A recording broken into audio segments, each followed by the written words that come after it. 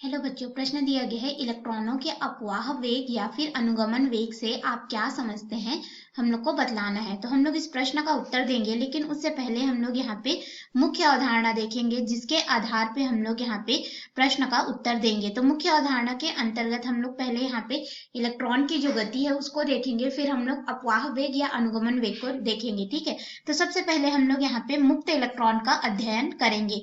तो किसी भी धातु में अगर हम लोग देखें जहाँ पे विद्युत चालन होता है, ठीक है, वहां पे मुक्त इलेक्ट्रॉन जो होते हैं उनकी संख्या अधिक होती है, और इसका जो इलेक्ट्रॉन घनत्व हो सकता है या फिर जो इसकी संख्या होती है, इसको अगर देखें तो 10 की घात ये 29 प्रति घन मीटर हम लोग को प्राप्त होता है। तो ये मुक्त इलेक्ट्रॉन क्या होते हैं कि ये उस धातु के जो परमाणु होता है उसमें से निकल करके पृष्ठ पर इधर उधर रिक्त स्थान पर गति करते हैं। ये धातु के तापीय ऊर्जा के कारण होता है। ठीक है, तो इलेक्ट्रॉन जैसा कि आप चित्र में देख सकते हैं किसी भी दिशा में अनियमित रूप से गति करते हैं। ठीक है, ये कैसे गति करते हैं? अनियमित रूप में गति करते हैं, इनकी गति की कोई दिशा नहीं होती है। ठीक है, अनियमित गति करते रहते हैं खाली जगह पर। तो ये जो इलेक्ट्रॉन रहते हैं अनियमित गति कर रहे हैं, ये मुक्त इलेक्ट्रॉन धातु की तापीय ऊर्जा के कारण करते हैं। लेकिन जैसे ही हम लोग मुक्त इलेक्ट्रॉन वाले इस चालक में विद्युत क्षेत्र लगा देते हैं, यानी कि एक निश्चित विभव दे देते हैं, ठीक है, निश्चित विभव दे देते हैं, कहने का मतलब इधर बैटरी का धन सिरा और इधर ऋण सिरा लगा दे, तो यहाँ पे एक विद्युत क्षेत्र उत्पन्न हो जाता है। ठीक है, विद्युत क्षेत्र ई जो है वो उत्पन्न हो जाएगा। अब विद्युत क्षेत्र की जो दिशा होगी इसको अगर हम लोग देखें तो ये क्या हो जाता है, हमारे पास में यहाँ पे बैटरी के धन सिरे से ऋण सिरे की ओर हमें प्राप्त होगी। तो जैसे ही हम लोग यहाँ पे विद्युत क्षेत्र लगा देंगे तो ये इलेक्ट्रॉन होते हैं वो एक नियमित गति करने लगते हैं, एक नियमित दिशा में आ जाते हैं। तो अब इसके आधार पर, इस मुख्य अवधारणा के आधार पर हम लोग अपने मुख्य प्रश्न में चलते हैं और देखते हैं कि अपवाह वेग जो होगा वह क्या होगा। तो अपवाह वेग को हम लोग यहाँ पे अनुगमन वेग भी कहते हैं, ठीक है, या फिर ड्रिफ्ट वेलोसिटी भी कहते हैं। तो अपवाह वेग क्या होगा? तो अभी अभी हमने मुख्य अवधारणा में देखा कि हम लोग एक विद्युत क्षेत्र लगा देंगे तो सभी इलेक्ट्रॉन एक ही दिशा में संरेखित हो जाएंगे। इलेक्ट्रॉन में क्या होता है? ऋण आवेश होता है, तो ये उस बैटरी के धन सिरे की ओर आकर्षित होंगे और इस तरह से इस दिशा में गति करने लगेंगे। तो ये जो गति करेंगे किसके प्रभाव के कारण? विद्युत क्षेत्र के प्रभाव के कारण। हमने यहाँ पे एक ई विद्युत क्षेत्र लगाया, ठीक है, तो ई विद्युत क्षेत्र के प्रभाव में जो यहाँ पे इलेक्ट्रॉन है नियत औसत वेग से प्रवाहित होते हैं या गति करते हैं, तो इस नियत औसत वेग को ही क्या कहते हैं?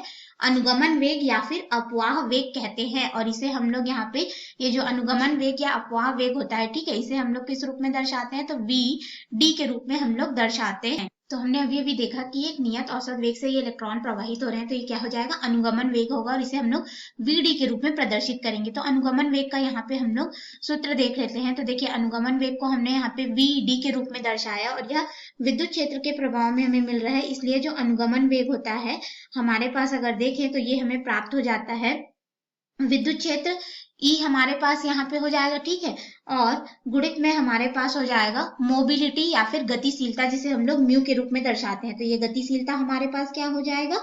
जो आवेश वाहक है, ठीक है, आवेश वाहक को जो आरोपित विद्युत क्षेत्र के अनुपात को हम लोग क्या कहते हैं? यहाँ पे आवेश वाहक की गतिशीलता कहते हैं, यानी कि कितना इलेक्ट्रॉन गतिशील है उसको यह दर्शाएगा। ठीक है, तो इस तरह से हमारे पास यहाँ पे अनुगमन वेग का सूत्र मिलेगा, या फिर अनुगमन वेग का एक और सूत्र हमें शांति काल के पदों में प्राप्त होता है, जिसे हम लोग यहाँ पे लिख सकते हैं वी डी अनुगमन वेग बराबर हो जाएगा पास में यहाँ पे इलेक्ट्रॉनिक आवेश E गुणित यहाँ पे हो जाता है विद्युत क्षेत्र E, फिर बटे में हो जाता है यहाँ पे इलेक्ट्रॉन का द्रव्यमान, और गुणित हो जाता है शांति काल, टाउ के रूप में दर्शाते हैं।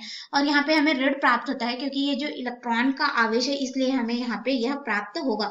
और विद्युत धारा के भी पदों में हम लोग अनुगमन वेग का जो सूत्र है लिख सकते हैं वी डी बराबर, क्योंकि इलेक्ट्रॉन प्रवाहित हो रहे हैं तो वहां पे विद्युत धारा आएगी, तो हमारे पास यहाँ पे हो जाता है अनुगमन वेग बराबर विद्युत धारा आई, फिर बटे में यहाँ पे हो जाएगा इलेक्ट्रॉनों की संख्या जो कि प्रवाहित होंगे गुणित इलेक्ट्रॉनिक आवेश ई, और यहाँ पे हो जाएगा उस चालक में प्रवाहित होने के लिए जो अनुप्रस्थ काट का क्षेत्रफल होगा ए। तो इस तरह से हमारे पास अनुगमन वेग के हमें इतने सारे सूत्र जो है वो प्राप्त होते हैं, तो इनको हम लोग अपनी आवश्यकता के अनुसार जो है वह प्रयोग करते हैं। तो हमने यहाँ पे देखा कि अनुगमन वेग क्या है और ये हमें किस तरह से प्राप्त होगा, या फिर अपवाह वेग। आशा है आपको प्रश्न का उत्तर समझ में आया होगा। धन्यवाद।